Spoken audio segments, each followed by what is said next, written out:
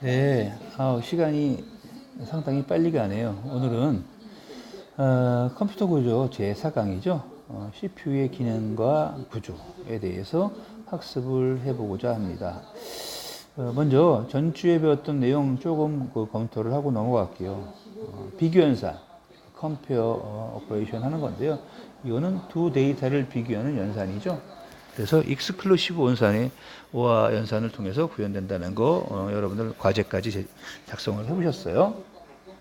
자, 그다음에 산술 이동이 있었어요. 이거는 이제 소위 이제 이동 과정에서 부호 비트는 유지하고 수의 크기를 나타내는 비트들만 이동시키는 이런 방식이에요.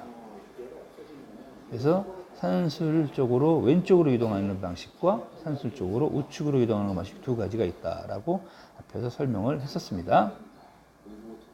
자, 이번 주차 학습 목표입니다. 자, CPU의 기능 구조 및 구성 요소에 대해 설명할 수 있다. 자, 명령어 세트의 설계 개념을 설명할 수 있다.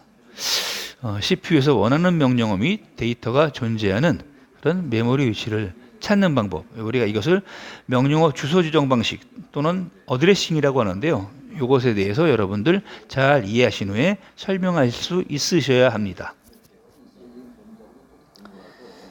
자, CPU를 이해하기 위해서 CPU는 여러분 앞에서 1차 시 때도 말씀드렸는데요. 연산 장치와 제어 장치 그리고 이들 사이에 있는 레지스터 전송 장치와 그다음에 내부 버스로 기본적으로 구성이 되죠. 이것들을 논리어로 구성을 하는데요.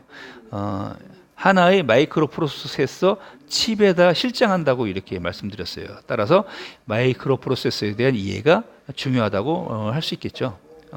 간단하게 살펴볼게요. 마이크로 프로세서는 컴퓨터에서 명령을 수행하고 데이터를 처리하는 그런 중앙 처리 장치를 IC 칩 형태로 만들어 놓은 거죠.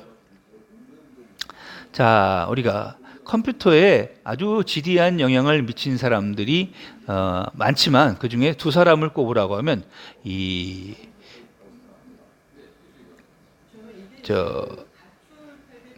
폰 노이만과 앨런 튜링이에요. 그래서 폰 노이만은 실제로 컴퓨터를 설계하거나 구현한 것은 아니고요. 고안했죠. 고안을 했고요. 그다음에 이제 앨런 튜링 같은 경우에는 2차 대전 당시에 독일의 암호 시스템을 해독하기 위해서 컴퓨터를 직접 개발한 분이십니다. 자, 폰 노이만은 프로그램 내장 방식이라고 하는 아주 중요한 방식을 제안을 했어요. 그래서 이제까지 외부에서 하드와이어적으로 프로그램하고 제어했던 것들을 컴퓨터 내부에 실장하는 형태로 이렇게 방식을 제안을 한 거죠. 그래서 데이터와 명령어가 주기억 장치에 저장시켜 놓고 있다가 컴퓨터 내부에 있는 버스라고 하는 전송 통로를 통해서 CPU로 전달을 하는 구조를 설명을 했고요. CPU는 이렇게 전달되어 온 명령어를 이용해서 데이터를 사용자가 원하는 형태로 처리하도록 이렇게 구성을 하는 거죠. 그리고 처리된 결과는 다시 데이터 버스를 통해서 주기억 장치인 램으로 이렇게 전송하는 이런 방식을 이 폰 노이만이 제안을 했습니다. 자, 이런 과정, 일련의 과정에 있어서 중요하게 우리가 고려해야 되는 것이 머신 사이클이에요. 즉, 이 당시만 해도 이제 컴퓨터는 시스템이죠. 기계장치예요. 그래서 머신이라는 이름을 썼습니다. 그래서 이 기계장치가 동작하기 위해서는 몇 가지 이 기계장치를 구성하는 모듈들 또는 내부 디바이스들 간의 어떤 순서에 의해서 또 전달 단계에 의해서 차례차례 처리되어야 한다라는 것을 개념적으로 설명을 해놓고 있어요. 자, 보통 프로그램을 구성하는 명령어는 4단계의 과정을 통해서 수행된다고 이렇게 생각을 하시면 되겠는데요. 이 과정은 CPU에서 동작을 하기 때문에 우리가 머신 사이클이라고 하는 겁니다. 자, 4가지 단계에는 먼저 제일 중요하죠. 인출 사이클이 있어요. 인출 사이클이라는 것은 뭐냐면 다른 말로 인스트럭션 패치라고도 합니다. 그래서 주기억 장치에 들어있는 명령어를 CPU로 불러오는 그런 사이클이에요. 그런 시간이죠. 그 다음에 이렇게 불러서 CPU에 갖다 놓으면 그 갖다 놓은 명령어를 이 명령이 무슨 명령인가 하는 것을 알아야지 되겠죠. 그래서 해독하는 사이클이 필요합니다. 그래서 이 명령어, CPU로 갖다 놓은 명령어를 CPU 내부에 있는 인스트럭션 레지스터라는 데다가 다시 옮겨놓고 그 인스트럭션 레지스터를 구성하는 오피코드부와 오퍼랜드부가 있어요.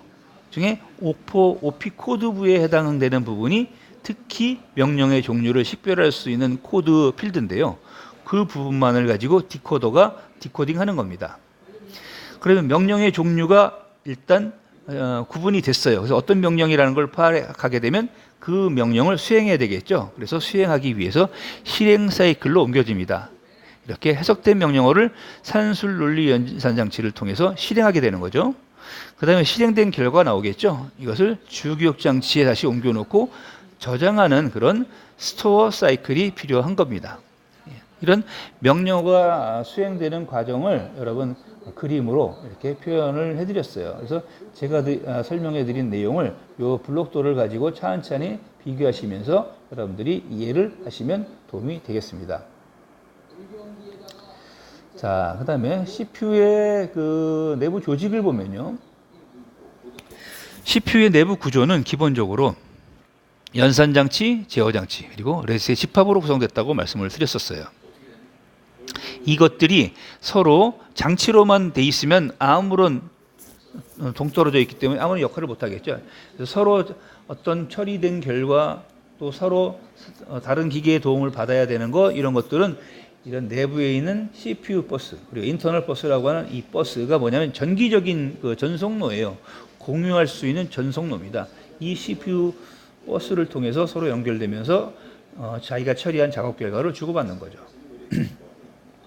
자, 연산장치 하면요, 우리가 이제 각종 연산 기능을 수행합니다. 대표적으로 사칙 연산과 같은 산술 연산이 있고, AND, OR, NOT 같은 논리 연산이 있어요. 이것들을 각각 수행을 하고요. 그럼 이런 연산을 수행하게 되면 특정한 자리의 값이 뭐 변한다든지 또 뭐 어떤 이상 상태가 생겼다든지 이런 것들을 기록하기 위해서 상태 플래그라는 걸 놓고 있어요. 그리고 그 다음에 처리한 데이터를 이제 뭐